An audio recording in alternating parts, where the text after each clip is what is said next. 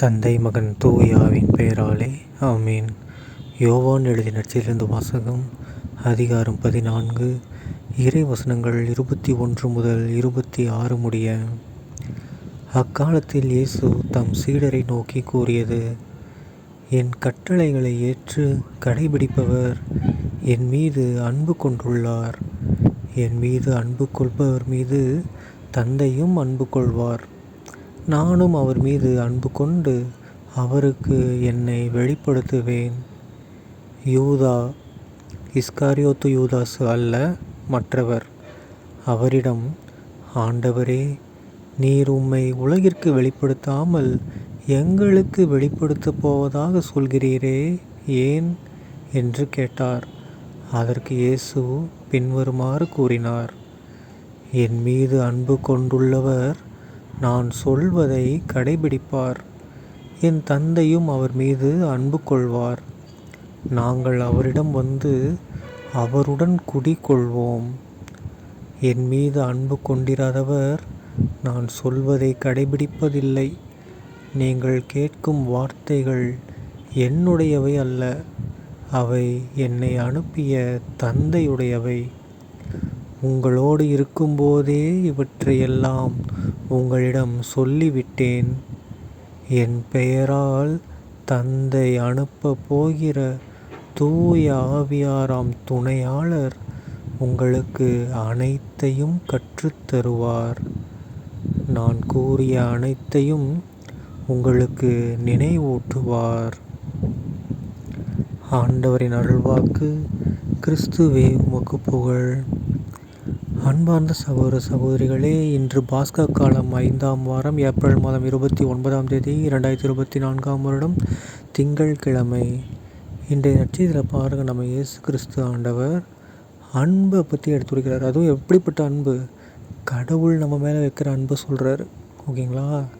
அதாவது இயேசு கடவுள் நம்ம கொடுத்துருக்கல கட்டளை, அது மட்டும் இல்லாமல் இயேசு சொல்லியிருக்கார் கட்டளைகள்லாம் இருக்குல்ல, அதெல்லாம் நம்ம ஃபாலோ பண்ணோம்னா நாம் இயேசுவை அன்பு செய்கிறோம்னு அர்த்தம். நாம் அன்பு செஞ்சோம்னா அவரும் நம்ம மேலே அன்பு செய்வார். அவர் நம்ம மேலே அன்பு செய்கிறாருன்னா கடவுளே நம்மளை அன்பு செய்கிறதா அர்த்தம். அப்படிப்பட்ட அன்பானவர்களுக்கு என்னையே நான் வெளிப்படுத்துவேன்னு சொல்லிட்டார். ஏசப்பா உங்களுக்கு வெளிப்படுத்துவார். சரிங்களா? இரண்டாவது பார்த்திங்கன்னா, மிகப்பெரிய விஷயம் என்னென்னா, அப்படிப்பட்டவங்கக்கிட்ட நாங்கள் அவரிடம் வந்து அவருடன் குடிகொள்வோம்னு சொல்லியிருக்காரு ஏசப்பா. நாங்கள்னால் யார்? கடவுளையும் சொல்கிறாரு, தூய ஆவியானவர் சொல்கிறாரு, ஏசப்பா.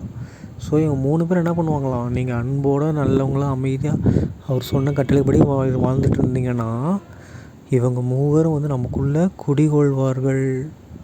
ஓகேங்களா? இதெல்லாம் மிகப்பெரிய விஷயங்கள். இதெல்லாம் நமக்குலாம் அபூர்வமான வார்த்தைகள் இதெல்லாம். ஓகேங்களா?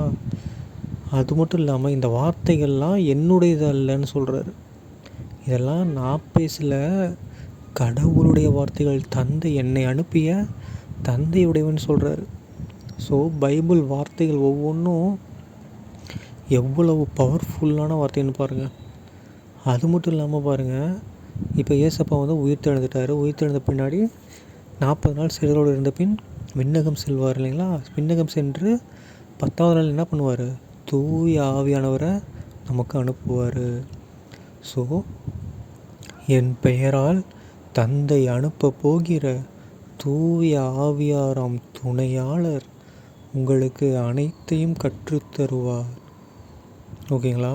தூய ஆவியாராம் துணையாளர், அவர் தான் நம்ம கூட கடைசி வரைக்கும் இருப்பார். அவர் வந்து எல்லாமே அனைத்தையும் சொல்லிட்டார். ஒரு சில விஷயத்துன்னு சொல்ல, அனைத்தையும் கற்றுத்தருவார்னு சொல்லிட்டார். அது மட்டும் இல்லாமல் நான் கூறிய அனைத்தையும் உங்களுக்கு நினைவூட்டுவார். ஸோ இன்றைய நற்செய்தியில் தந்தை, மகன், தூய ஆவி, பிதாசுதன், பரிசுத்த ஆவி 3 பேருமே உள்ளார வந்துட்டாங்க. ஸோ நாம் அவருடைய கட்டளையை மட்டும் கடைபிடிச்சா மட்டும் போதும், 3வரும் நம்ம கூட இருப்பாங்க. தந்தை, மகன், தூய ஆவியின் பெயராலே ஆமீன். இயேசுக்கே புகழ், இயேசுக்கே நன்றி, மரியே வாழ்க. இயேசுவின் இரத்தம் ஜெயம். அல்லேலூயா. Praise the Lord.